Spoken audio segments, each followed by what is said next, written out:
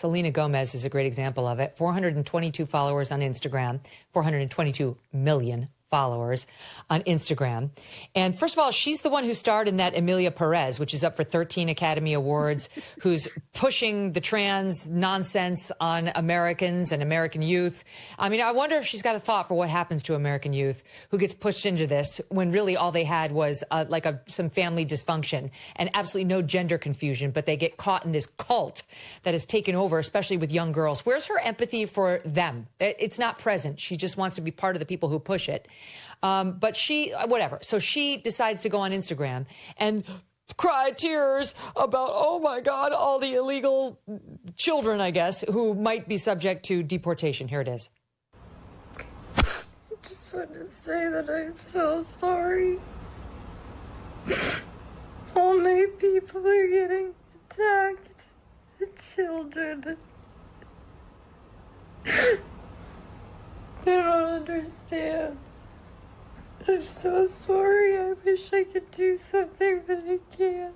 I don't know what to do. I'll try everything, I promise.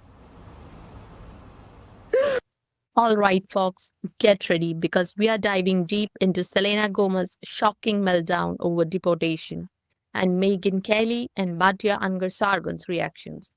This one's gonna ruffle some feathers. We are talking about celebrity tears, border politics, and how Hollywood's elite feel about the policies that many Americans actually stand behind. So buckle up as we break down the hypocrisy and call out some woke nonsense that's been going around. Is Selena really this out of touch? Let's talk about Selena Gomez for a second. She's got 422 million Instagram followers, and here she's crying about illegal children being deported. What? She's shedding tears for people breaking the law?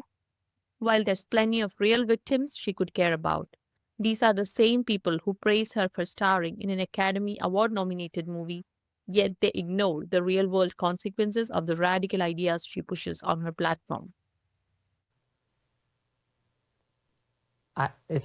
She deleted it after her fans taught her that the majority of the country stands behind these policies, Batya, but I'm sure she was shocked to get any blowback whatsoever.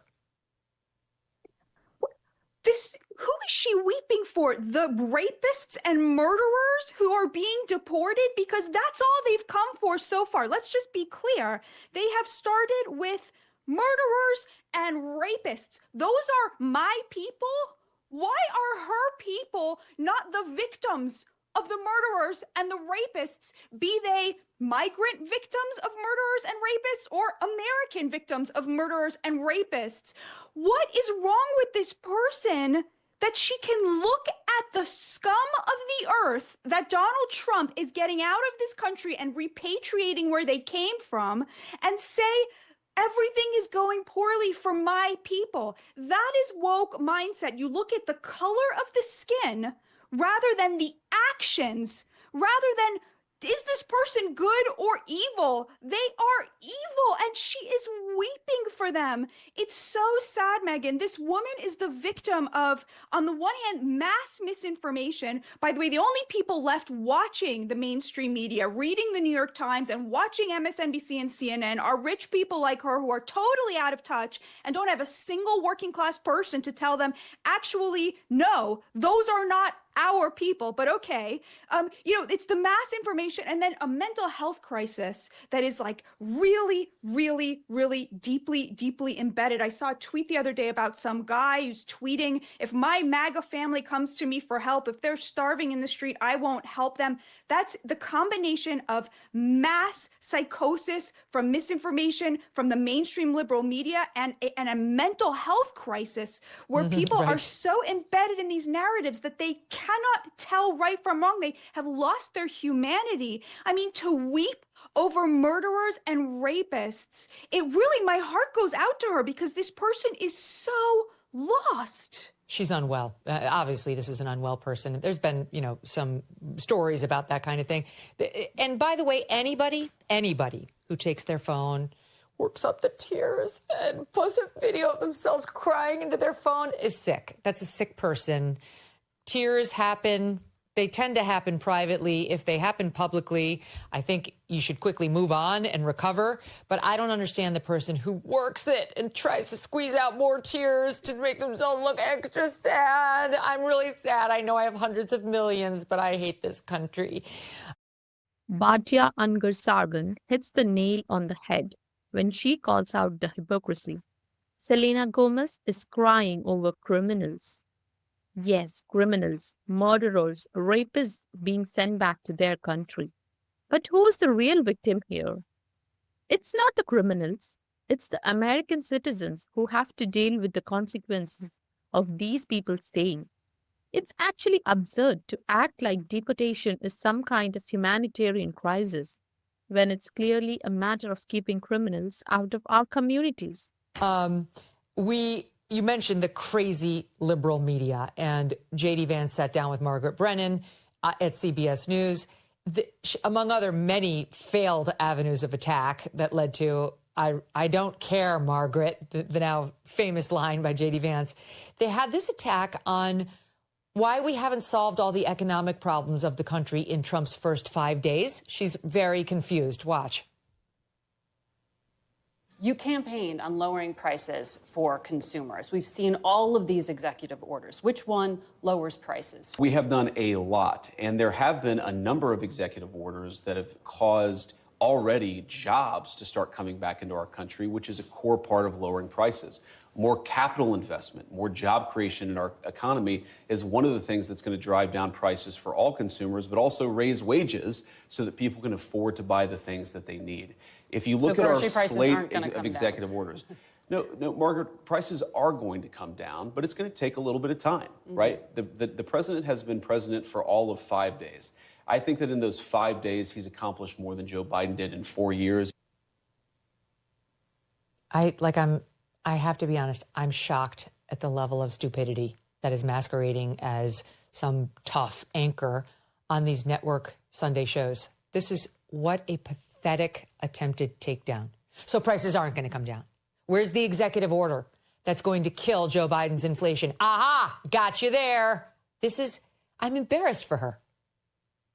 I know, it's so sad. I mean, first of all, Drill Baby Drill is going to bring down the price of groceries. It's not going to be immediate, but it's going to happen soon because, of course, energy is a huge component when it comes to the cost of groceries. You have the energy that it costs to grow things, to harvest them, to take care of livestock, and then to transport stuff. Transport them. God willing, that there will be an end to the war in Ukraine soon. That too will help bring down the cost of groceries undeniably. Yeah, he didn't accomplish it in the first week, but it will happen.